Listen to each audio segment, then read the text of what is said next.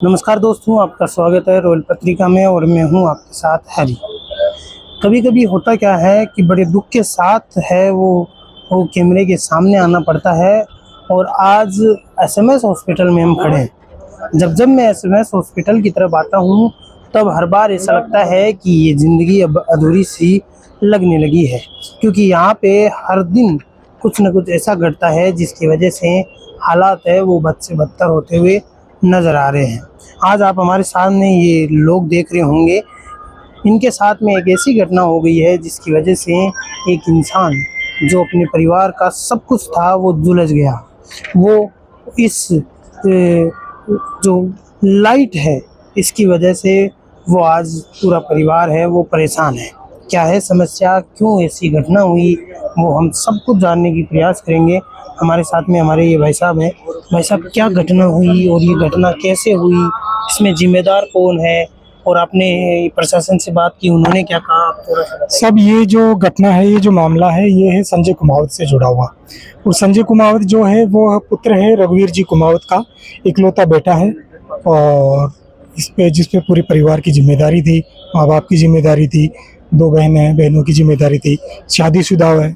अभी दिसंबर में 2025 में उसकी शादी हुई थी, मात्र 5-6 महीने उसकी शादी हुई है। ये घटना अभी 15 तारीख को भी 2 दिन पहले हुई थी। संजय जो है वो इलेक्ट्रिक का काम करता है। इलेक्ट्रिक में जो भी गवर्नमेंट के जो रिपेयरिंग के वर्क होते हैं, ट्रांसफार्मर वाले या जो अंडरग्राउंड लाइन वाले वो होते हैं। एक कॉन्ट्रैक्ट के जो कॉन्ट्रैक्टर है एक उमेश कुमार जी, उनकी शर्मा इलेक्ट्रिकल्स के नाम से एक संस्था है, उसके साथ वो काम करता है। 15 तारीख को दौलतपुरा जो भी कलवाड़ा की तरफ एक गांव है, वहाँ पर कोई एक इलेक्ट्रिकल फॉल्ट था। तो उसका इलेक्ट्रिकल फॉल्ट की कंप्लेंट उसके कॉन्ट्रैक्टर उमेश जी के पास आई थी, जिसको रिपेयर करने के लिए संजय कुमावत को भेजा गया था वहाँ पे कॉन्ट्रैक्टर ने। तो ये तकरीबन 15 तारीख की बात शाम को 6:30 से 7 के बीच का ये बात है। वहाँ पर ये जो भी इलेक्ट्रिकल वर्क होता है ये पावर शट डाउन के बाद में होता है, कोई भी वहाँ पर काम होता है। तो वहाँ पर जो भी अधिकारी थे, आरडी सैनी अयक्षण है वहाँ के, और सुरेंद्र जी अयन है, योगेंद्र जैन है वहाँ के, बलवीर और रामफूल जो है वो लाइनमैन है। तो मौके पर बलवीर, रामफूल और जैन वगैरह वहाँ मौजूद थे और संजय से वो इलेक्ट्रिकल काम करवा रहे थे। लाइन पूरी तरह कट ऑफ थी और संजय रिपेयर वर्क कर रहा था। तकरीबन 30-40% काम कंप्लीट हो चुका था। किसने क्या बोला है और क्या वहां पर अप्रूवल दी है या कोई जानकारी दी गई या किसी साजिश के तहत किया गया है या कोई रंजिश थी संजय से, पता नहीं वहाँ क्या हुआ है। वहां से ग्रिड से पावर सप्लाई को, जो भी ड्यूटी ऑफिसर था उसने सप्लाई को ऑन कर दिया और 11,000 केवी पे जो संजय काम कर रहा था उससे उसको इतना भयंकर झटका लगा कि वो पूरे तरह झुलस गया। और इंसानियत की शर्मसार देखो आप कि वो जो लोग वहां मौजूद थे, जो बलवीर, रामफूल जो संजय से काम करवा रहे थे, वो लोग, अन्य और लोग थे, दून के ये जैन साहब भी शायद वहीं मौजूद थे, ये लोग उसको वही घटना स्थल पर छोड़ के भाग गए। अच्छा, घटना जी, घटना ही छोड़ दिया उन्होंने। 1 घंटे तक वो वहीं तड़पता रहा। फिर कोई वहां से राहगीर जा रहा था, उसने 100 नंबर पे सूचना दी और वहीं पे उसने, संजय थोड़ा सा मतलब उस समय था, नंबर बता सकता था, कोई बात करके बेटा कहाँ का है क्या है, तो उसने सूचना दी मैं पीपला गांव का हूँ, ऐसे करके उसने पीपला में किसी से नंबर लेके फोन किया। हमारे पास तब सूचना आई और उसी ने वहां पे कोई एक प्राइवेट हॉस्पिटल था वहां पर पहुंचाया, लेकिन उसने फिर रेफरल कर दिया कि मैं नहीं ले सकता क्योंकि उसकी हालत बहुत ज्यादा सीरियस थी। तो वो लोग भाग गए वहां से। फिर वहां से एसएमएस रेफर किया, तो तकरीबन हम रात को 9 बजे तक एसएमएस आए। एसएमएस में डॉक्टर्स ने चेक किया, 80-85% हालत उसकी झुलसी हुई बताई उन्होंने।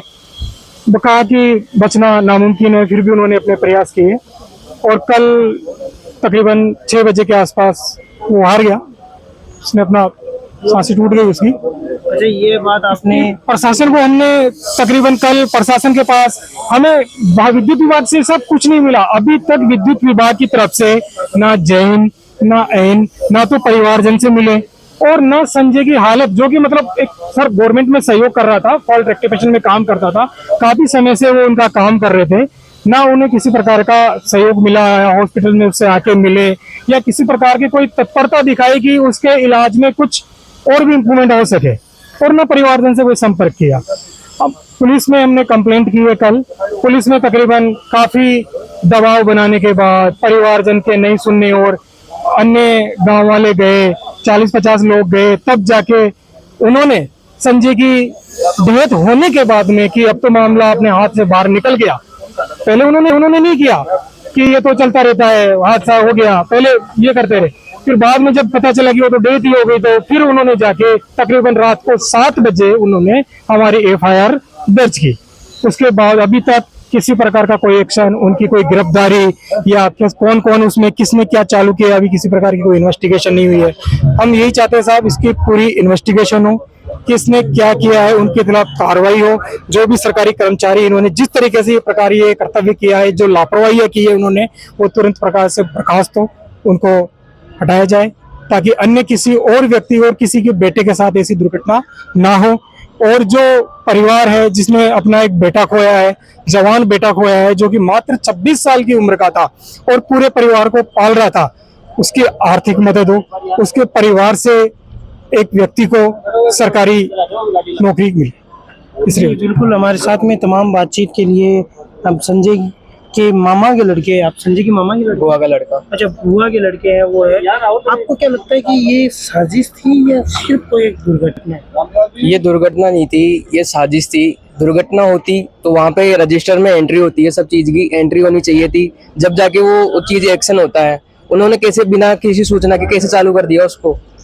अच्छा बिना किसी सूचना के लाइट चालू कर दिया। वहाँ पे काम करते हुए 40% काम हो चुका था, तब वहाँ पे उन्होंने उस बिजली को वापस से चालू कर दिया। किसी ने जब तक जी। और मैं तो ये चाहता हूँ कि SDM साहब और कलेक्टर साहब यहाँ पे आए और इस मामले पे एक्शन ले और हमारे को न्याय दिलाए। जी आप कुछ कह रहे थे सर, जब भी कोई रिपेयर वर्क होता है तो वहाँ रिपेयर कंप्लीट होने के बाद जब संबंधित लाइनमैन या जैन पावर ग्रिड में ओके करता है तभी लाइन ओके होती है, जहां तक हम जानते हैं। इसके अंदर क्या चीज की गई है, क्या साजिश थी, बिना काम पूरे हुए वो जो वर्कर जो संजय काम कर रहा था उसके काम करते हुए दौरान ही वो पावर सप्लाई चालू कर दी गई। बिल्कुल। तो आप ये देख सकते हो कि किस प्रकार से ये जो परिजन यहाँ पे है, इनका कहना है कि भैया जी बात जो है ये है कि भैया चालू लाइट कर दी गई थी जबकि काम पूरा हुआ नहीं था। और हमारे साथ में अंकल जी भी है, बात थोड़ी बहुत हम बातचीत करने का प्रयास करेंगे। सब देखो अंकल जी, हम ज़्यादा तो कुछ नहीं कहेंगे, लेकिन आपको क्या लगता है कि संजय की बातचीत हुई आपकी थोड़ी बहुत? संजय से बात हुई थी, बोलते लाइनमैन के लिए कह रहा था। अच्छा भाई लाइनमैन है ना, जो क्या नाम से उसने किया, मेरे को भग भी गए ऐसे। वो करीबन ऐसे मान लो मैं कल यहाँ से निकला था, जब भी वो बात कर रहा था और उसके बावजूद मैं कल दोपहर में चला गया था यहाँ से। वो बोल रहा था एक बार मैं ठीक हो जाऊंगा लाइनमैन को मैं देखूंगा, लेकिन फिर यही तो मैं तो कल चला गया था थाने के, पुलिस थाने के लिए, वहाँ पे FIR के लिए, लेकिन वहाँ पे भी कोई सुनवाई नहीं हुई थी। लेकिन जब उसकी डेथ हुई, जब भी जाके उन्होंने कोई कंप्लेंट के बारे में सोची। जी सब थे वो भी आप सुनते हुए जाइए। उनके पापा ने कहा है कि उनका कहना था कि जो लाइनमैन था वहाँ पे उसकी साजिश थी। और मैं आपको लाइनमैन, दोनों लाइनमैनों के नाम बता दूं, बलवीर और रामफुल जो है वो लाइनमैन थे, आप देख सकते हो कि। और हमारे साथ में वैसे सबसे पहले तो आपको क्या लगता है कि अभी जैसे परिवारजन कह रहे हैं कि ये साजिश रची गई और उसके द्वारा ये हत्या की गई, लेकिन ऐसा भी तो हो सकता है कि कई बार ऐसी स्थिति आती है इसमें ऐसी दुर्घटना भी हो सकती है। आप इसे दुर्घटना कह सकते हैं, बट परिवार जब इतने संदेह के साथ इस चीज को कह रहा है तो पोस्टमार्टम में अन्य जांच होनी जरूरी है, क्योंकि मृतक इनका एकमात्र कमाऊ पुत्र था। आज सरकार की तरफ ये देख रहे हैं कि इन्हें कुछ मदद या कुछ सही न्याय कुछ मिले।